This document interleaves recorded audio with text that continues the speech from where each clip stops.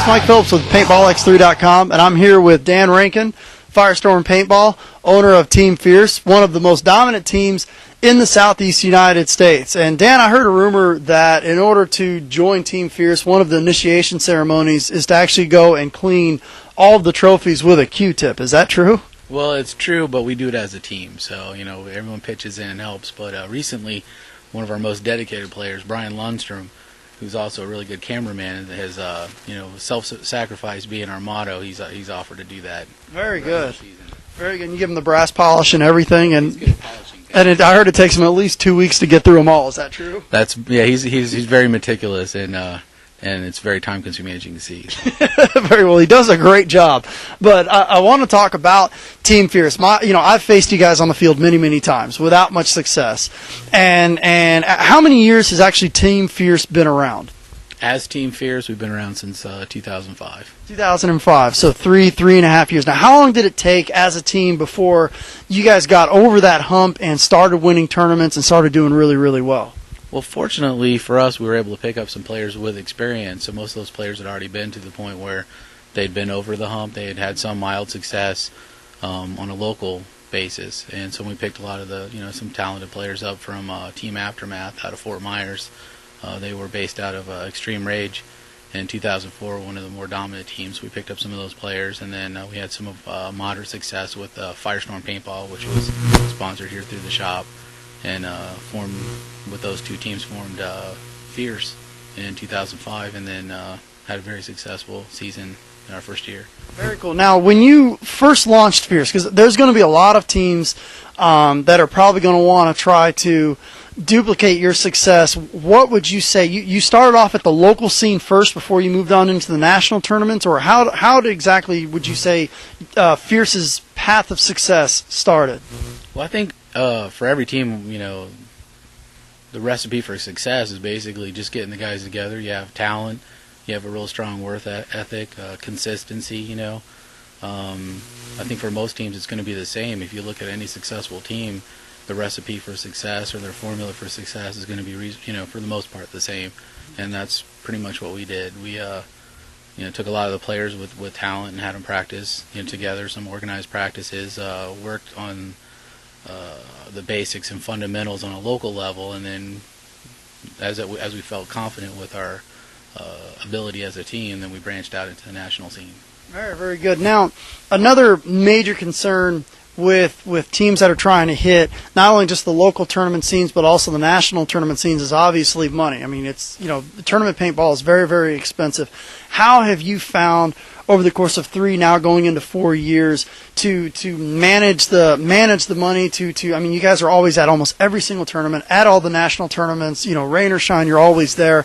What are some of your secrets, or just some of the tips that you could share with some of the up-and-coming teams on how to manage money, how to get it, how to just put it all together to make sure that they're at all the tournaments like that?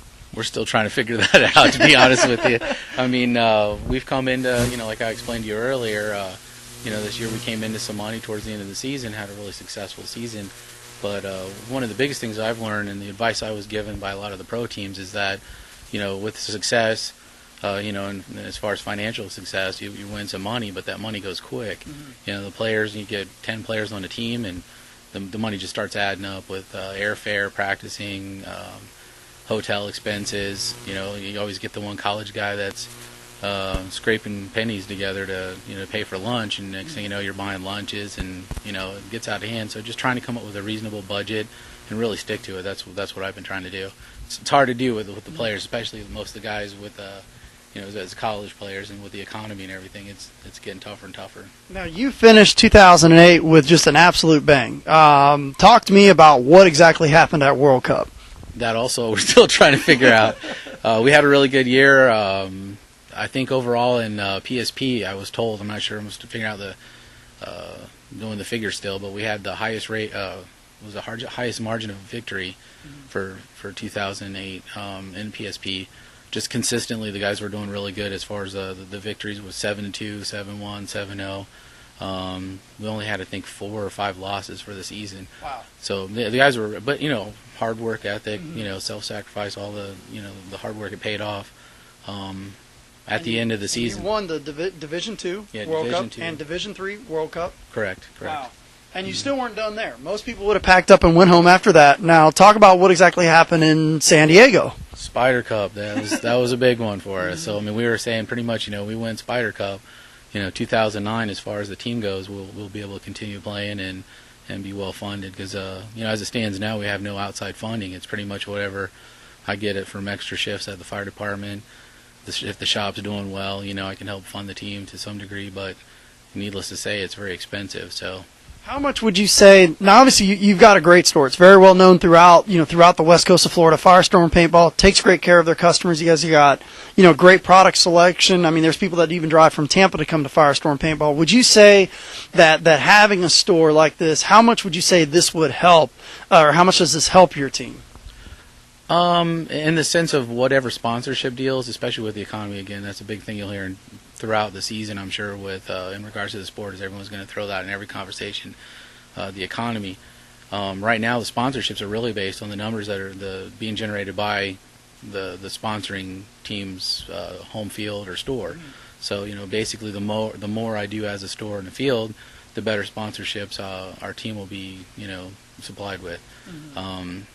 And that's a pretty big shift in mentality from what a lot of people, maybe 2005, 2006, it was all based on winnings, but now obviously with people cutting back their sponsorship money, now they're looking more, how much, where you're playing out of your local area, what kind of sales are we generating from that market? And that's the thing with a lot of the players now, as we talked about earlier, is a preconceived notion that you get to a point where you're getting consistent podium finishes in an event that everything should be paid for. Well, the sponsors look at that differently. It's not the same as it was 2 years ago. It's pretty much based on the business a store's doing or a field's doing with that sponsor. As far as in regards to the store as a resource for the team, I mean, I've got inventory. So if one of the guys needs something. You saw earlier, there's guys walking around on shopping sprees today. Mm-hmm. So, it helps that, hey, we need something, I have it. It's not like I have to wait, for a couple of days or anything like that. But they're paying their own way. The guys, they work hard and work extra shifts or whatever they can do to help, pay for their own portion as our fair share program.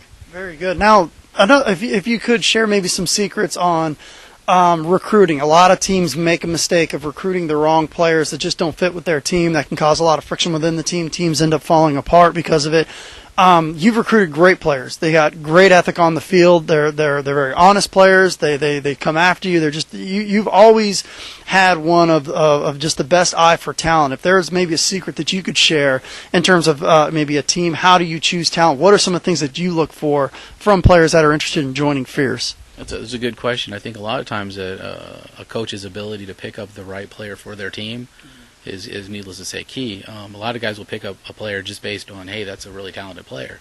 But maybe that player's work ethic or attitude in general, it won't be copacetic with, the guys that they have at the time. The guys we have, they have a really strong work ethic.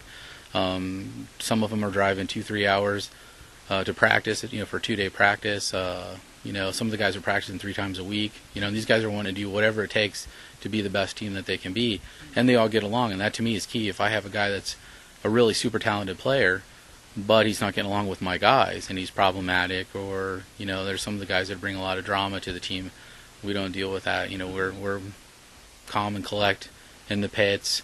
If there's a problem, we look at it as, hey, in the pits, a lot of times you'll hear a lot of guys get fired up. Competitive nature gets the best of us all.